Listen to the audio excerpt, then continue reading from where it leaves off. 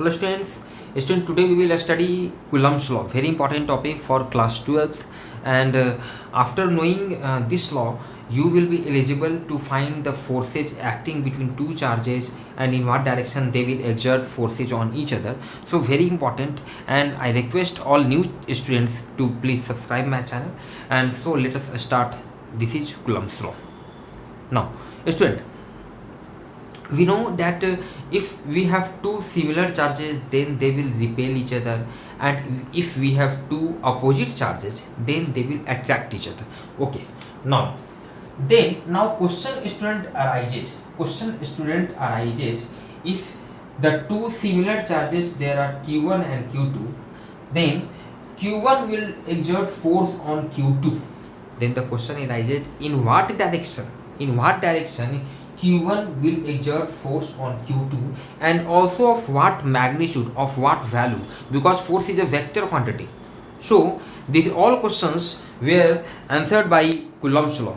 Coulomb, that was a very prominent scientist, and he said that one charge always exert force on another charge, always along the line joining the two charges. Always along the line joining the two charges means this q1 charge will exert force on q2 along the line. Firstly join the two charges, and along this line this will exert force on this, and since these two are of same nature, this will exert repulsive force on this, means along this direction this will exert a force. Clear? And similarly, according to Newton's third law, this q2 charge will also exert force on q1 like this, along the line joining the two charges. Clear?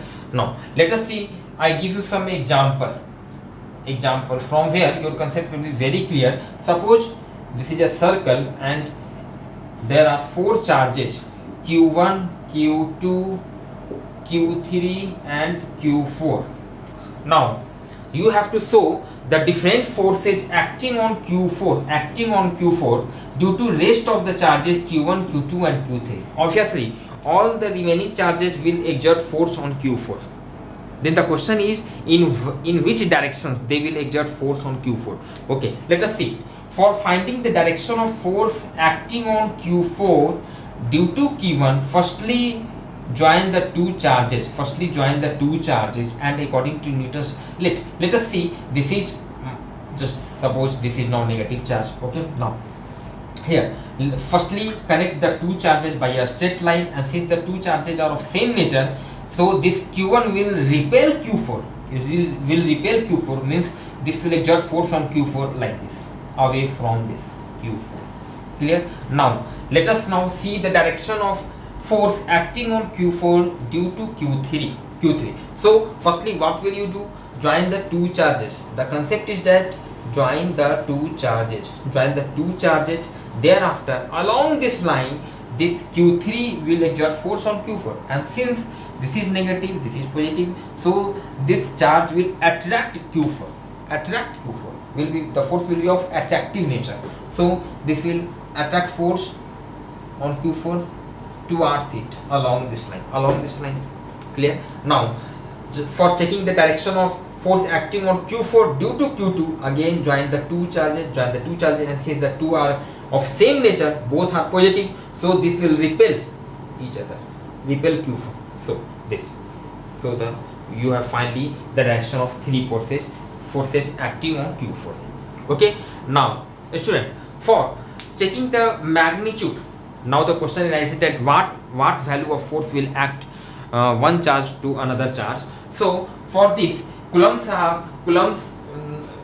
he has given us a very important formula, F equals to k q1 q2 by r square, where if q1 or q2 are two charges separated by a distance small r, then they will exert a value of force F. Obviously the magnitude of force, these two forces will be same according to Newton's third law, and the magnitude is given by the formula F equals to k q1 q2 by r square, where remember that this q1 and q2 are the magnitude of two charges.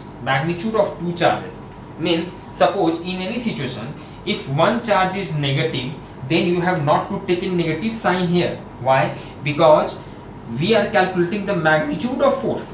and magnitude is always positive. So for finding the magnitude of force acting between the two charges due to each other, always take the magnitude of charge, positive value, okay, and r is the distance between the two charges. K is a constant having value 9 into 10 to the power 9 Newton meter square per coulomb square for air. So this is very important. Unlike gravitational force, remember you have studied in class 11th gravitation chapter, the force acting between two masses m1 and m2 separated by a distance small r, then they exert a attractive gravitational force on each other, having value given by F equals to G into m1 m2 by r square. Clear? Now, so this force is always of attractive nature, and this does not depend upon medium. The two masses separated by same distance, whether this is placed in air or placed in water or in any other planet, even then they will also exert, even then in any case they will exert same value of force always on each other. This value of force does not depend upon medium. But here in electrostatics, this electric forces acting between two charges depends upon medium. One of the very important difference between electrostatic force and gravitational force.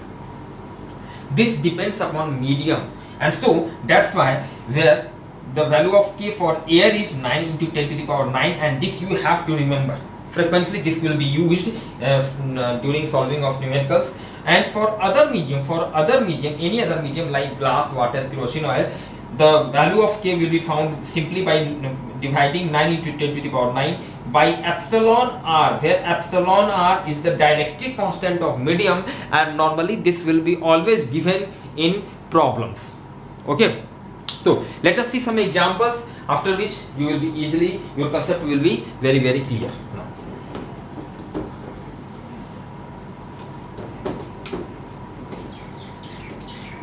let us start some basic example. First, suppose you have given if question 1. First question,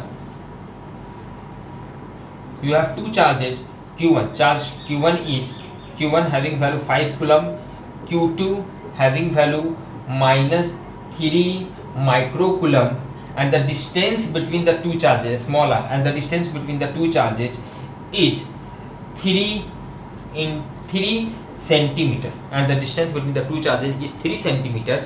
Then you have to find the force acting between the two charges, means the force exerted by the charges on each other, due to each other, what amount of force they will exert. So for this, firstly the situation is like this: Q1 Q2. Q1 is 5 coulomb and Q2 is minus 3 microcoulomb, and the distance between them is 3 centimeter. Obviously they will exert attractive nature force, attractive, because one is positive and another is negative, so they will attract each other like this.